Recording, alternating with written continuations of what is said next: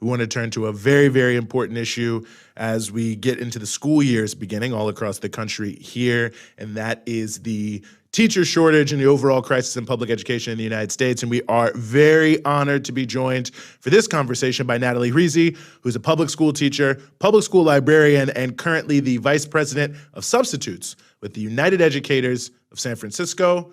Natalie, thank you so much for being with us. Thank you for having me on. It's really exciting to talk to you both.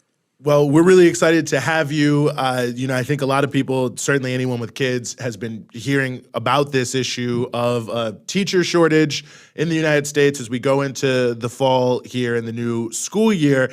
And, but I know there's also now some pushback saying there is no teacher shortage. And that seems ridiculous, but there is pushback, I guess. So maybe just to start, give us some sense of what districts are facing, your district and elsewhere around the country in terms of going into this school year vis-a-vis appropriate staffing.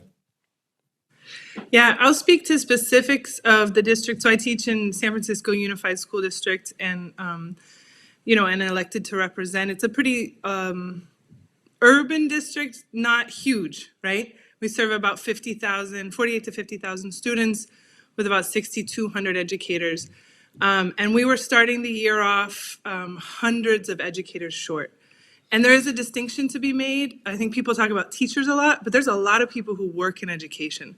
So we were over 140 teachers short, but then almost 200 paraeducators short. And paraeducators play critical roles, one-on-one student work, security, family work, all sorts of different roles are played in the education world by paraeducators. So that's hundreds and hundreds of workers who, are not able to serve those kids. And I think that our experience is probably replicated across the country. In some places it's much worse, in some places it's slightly better, but we are definitely seeing that trend across the country. And no, indeed. More than 500,000 teachers have left teaching in the last year and a half. I'm curious if you can maybe talk a little bit about why there is this teacher shortage now. Obviously, a lot of this has to do with COVID and what happened after the pandemic, but this is also a part of a decades long, I think, attack on public education. And maybe the pandemic was kind of the last straw for a lot of people. But can you speak to why so many teachers have left the profession in recent years? Absolutely.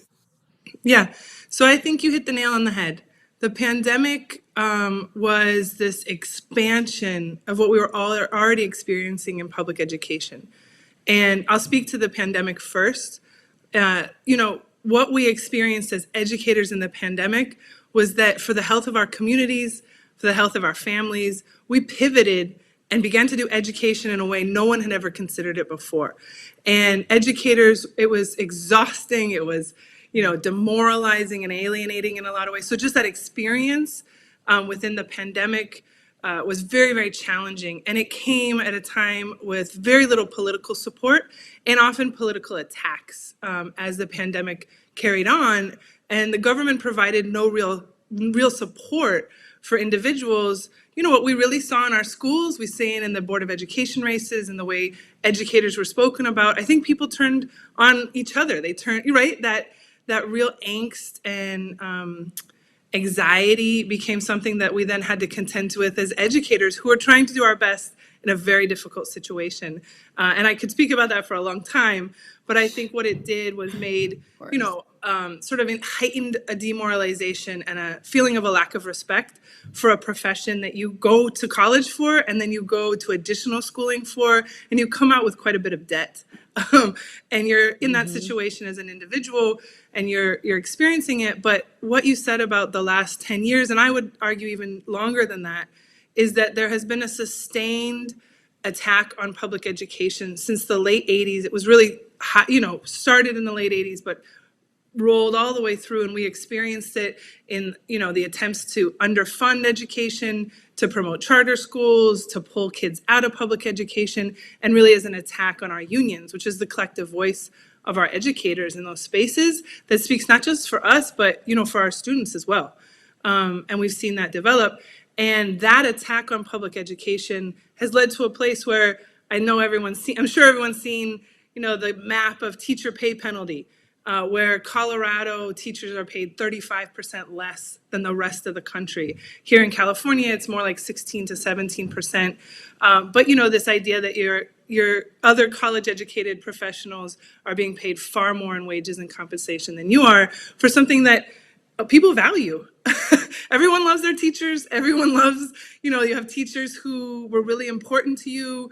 You know, every time we go and do political lobbying, that politician says to us, well, my mom was a teacher, my cousin was a teacher. You know, it's like, you know, everyone loves their teachers, but the society we live in doesn't actually invest in public education or the educators that make it happen.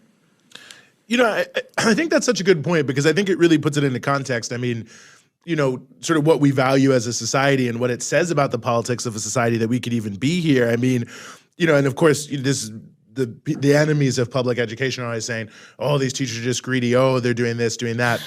But, you know, one thing I always say to people when they're talking about, oh, I hated this thing on CNN, I hated this thing on Fox, I hated this thing on MSNBC, is I'm like, well, just think about that talking head and know they make 100 times more than any teacher in America. And people are always like, wow, I never thought about it like that. But it's sort of like the warped reality where it's like teachers are greedy somehow and schools are taking too much money. But no one's ever saying, isn't it weird that we're paying some random person like Chris Cillizza or Rachel Maddow or Tucker Carlson $20 million, $10 million, $15 million to just randomly talk about things on TV. I mean, it really does feel like so much of the rhetoric against teachers and against public schools is really rooted in this idea that somehow public services, social good is pernicious or something. I don't know. I'm rambling, but you know, maybe just your thoughts about that.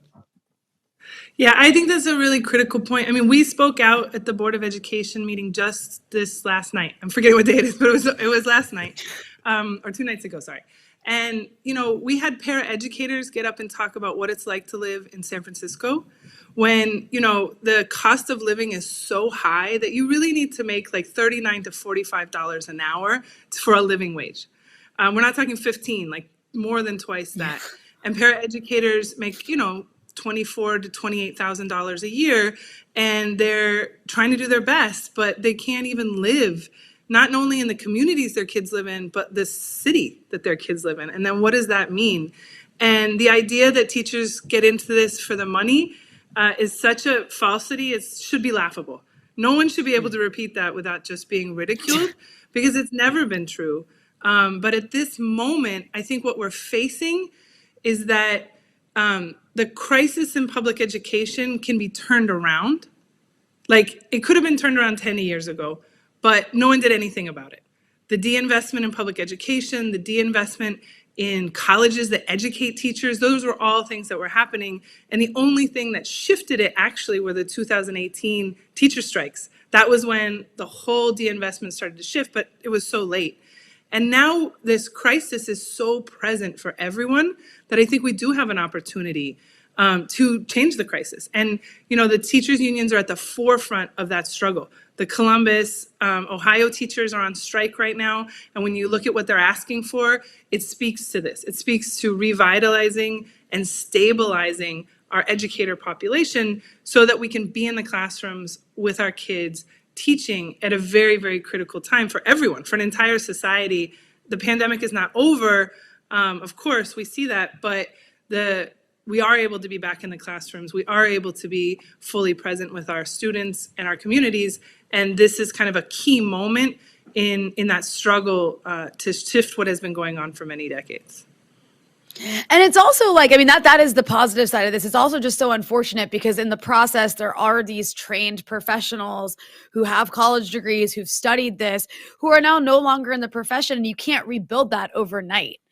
So it's important what you're saying, that it's like waiting till 2018 to sort of like reverse the de-investment is like too little too late in so many ways, because now you've lost like a whole almost like generation of people who aren't going to be teachers. And how do you even replace that? And I can't even imagine the stuff you guys have to deal with, because like on top of just, you know, being like the punching bag whenever the country's like in chaos and disarray, like during the pandemic, it's also like these other weird political culture war issues that come up, like around critical race theory. Somehow teachers end up at the center of it, and you've got teachers just being attacked by like an entire news network and like getting certain parents all revved up to like blame teacher. It's just, I can't even imagine. It's like, I mean, this is me just ranting now too, but just the insanity that teachers in America in public education have to deal with. And, I have sisters who have kids, and then I hear them complain about like now their kids are, at really good public schools. Some of the best funded public schools in the country have class sizes of like 30 and more. That's like the situation. And you can't, like you said, like you can't repair that overnight. You can fix it, but it's hard. It's hard and it's difficult after like all these years. And I do hope that reverses. Are you like optimistic? I guess that's a good segue. And are you optimistic about reversing that trend? And then also for those who are watching, what can be done? Like what can your average person do? I know that's a kind of a hard question, but to help in that effort. Yeah, I will say that I am optimistic. I am optimistic because there is that challenge that you named is real. Like we've lost so many educators that just aren't coming back into the profession, right? But there are still people coming into the profession. Many of our new hires, not ours, but the district's new hires, were brand new professionals who are finishing their credential program. So it's not that the stream is completely ended. It's that we're in a very challenging position in regards to, I guess, the moment that needs to take advantage of. This is not the time to cut education funding. This is not the time to resume the attacks on public education. It's the time to actually double, triple, increase our funding and look at it as a whole system-wide issue. So fund teacher credentialing programs, get teachers into the classrooms, recruit from the communities that our kids are in, like really take advantage of this moment to turn towards funding public education. And I guess what I would say is that the thing I said earlier, there's a reverse, right? Like when we're talking to people who talk about always knowing a teacher, people know a lot of educators, right? You're either, I mean, I'm a parent myself. We, as parents, we know we can connect with our educators. We know how to. It's sort of our first point of contact. And I would say that's key. Like communities have to come back together.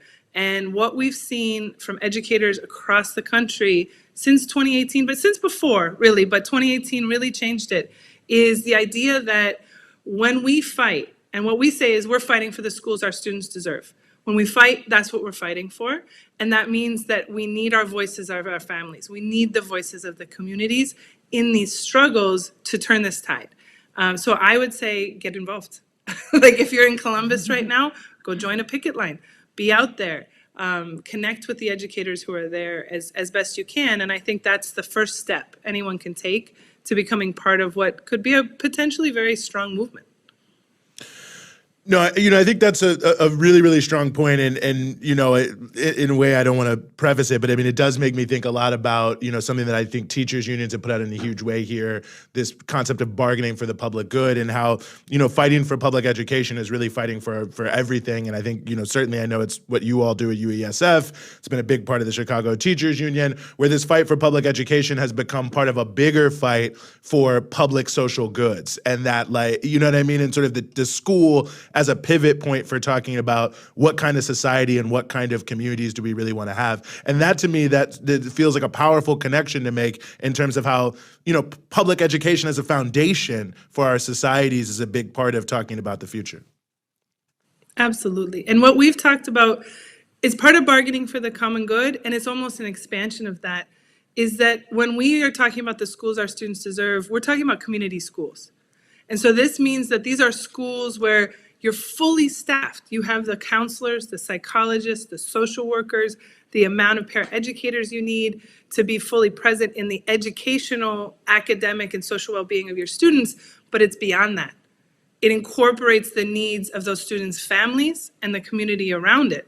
So in one of our community schools here, they set up a homeless shelter on campus for homeless families that needed a place to live. Community schools are becoming more and more popular across the country. You can look at a variety of different districts that have very established community school programs, and they have this incredible boost to the academic development of our students, because when our kids come in hungry, we can't start with math. We have to start with what do they need to eat. And when they're homeless, we don't even know how to address that, right? Like one educator, two educators in a classroom what can you really do? We do our best, but that's the sort of situation. So bargaining for the common good, bringing the community to the bargaining table. And there's been some incredible wins, like you said, in Chicago, also in LA, also in San Diego, and and Minneapolis and Boston is sort of moving towards that as well in pretty impressive ways. So we're seeing it, right?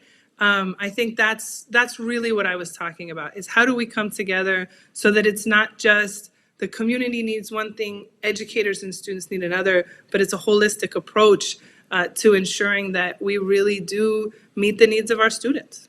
Mm-hmm. Well, it's good to know that there are people out here in the front lines fighting for all of this, and we know our communities need a lot.